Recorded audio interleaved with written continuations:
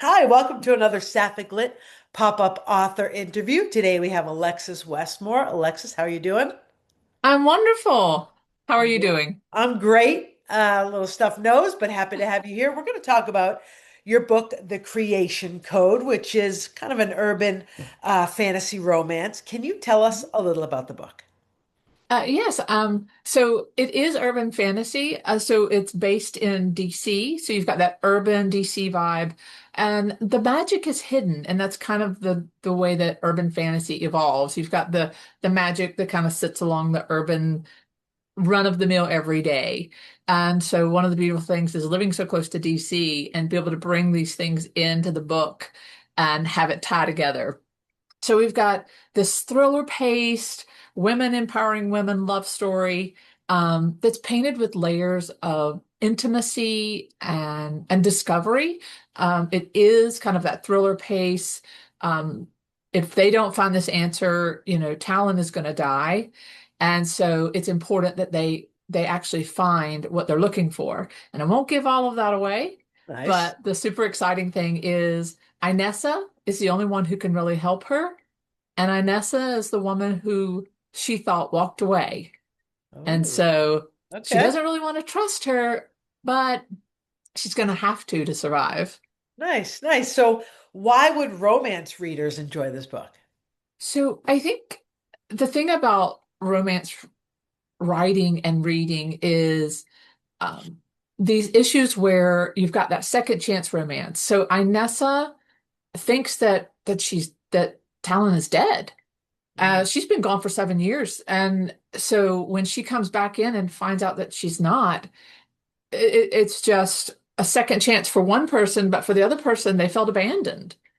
wow. So there's a lot of that second chance trust issue that has to be worked through. And putting them in forced proximity in this thriller-paced pattern where they've got to do this or Talon is going to die. Wow. It can make this nice, juicy romance read.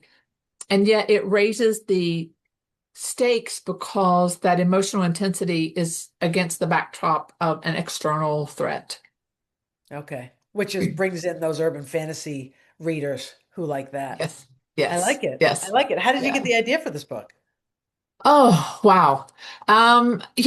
I think we've talked about this before, and I don't think there's a writer in the world who would say, "Oh, I had this one idea," and it was the whole reason Right. I wrote the book.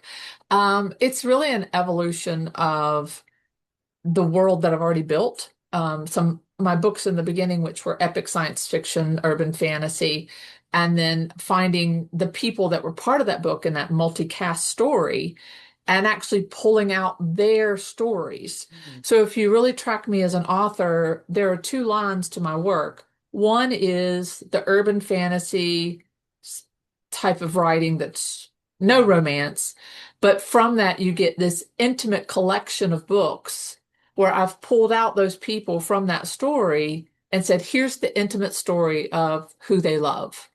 And so for people who are just interested in urban fantasy and don't really want any romance, they can pick up the urban fantasy Hidden Relic Hunter series. But if they're interested in finding out the love story of the people in that, they can pull out those intimate collection books and actually read the love story of the people that have been in the bigger story. Nice. I like that. That's a great idea. Kind of, these layered. I love that. So are you working on anything now? Yes, yes. So I have a series that's coming out. I'm working on it now, and this is the the Belmont Billionaires. Ooh. So, and the first book coming out is going to be The Ice Queen Billionaire. And I really, really love this character. Um, she's kind of emotionally reserved. She's financially powerful. That's kind of that Ice Queen vibe. But she also has this vulnerability, and she actually melts once for a lesbian card shark who wins a bet. And she's like, it doesn't matter. I will outlive this, and I'll never see this woman again. It will be fine. And this woman actually winds up on the fake dating contract that her assistant creates for her every year for her calendar of events. She's a billionaire. She has events every year, and she just has to have someone there. So her assistant literally has a fake dating contract she does for her every year. This woman winds up on that fake dating Wow. contract. We know what happens So, next. yes. So That's what awesome. happens next? Yeah, read the book to find out. That's awesome. Well, thank you for joining us. This was great. Yes. Look forward to the creation code. All right. It's out already, and you can pick it up anywhere you can find books. That's great. All right. And you can go to your website is Oh, alexiswestmore.com. sounds great. All right. Thanks, Alexis. This was fun. Thank you. Have a great night. You too.